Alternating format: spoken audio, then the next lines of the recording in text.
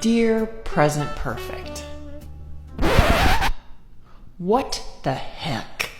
Hey everyone, let's talk about the present perfect verb tense. First, let's talk about how to make the present perfect.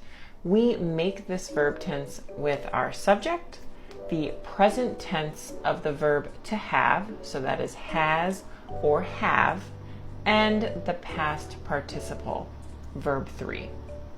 For example, if we have a regular verb like the verb to finish, our third verb will end in ed. So we could say, I have finished. If we are using an irregular verb like to eat, our third verb is eat, ate, eaten. So eaten is our third verb, so we could say he has eaten. We use this verb tense in 3 ways. Number 1, we use this verb tense to talk about past experiences without a specific time. So we are not concerned with when these experiences happened. For example, we could say, I have seen that movie, she has been to China, we have met.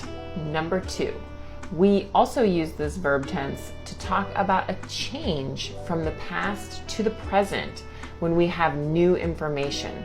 So let's imagine we have our example, I have paid Jack back. So imagine that yesterday I still owed Jack money.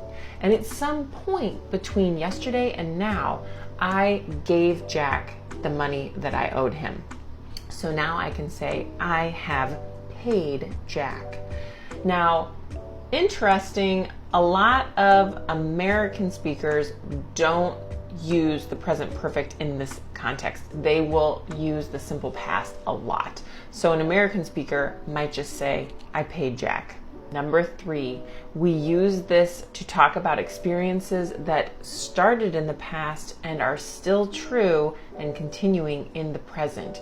For example, I have lived in Chicago since 2003, or she has worked there for 5 years. I hope this video was helpful. Stay tuned. I will be talking about the present perfect verb tense all week. Let me know if you have any questions.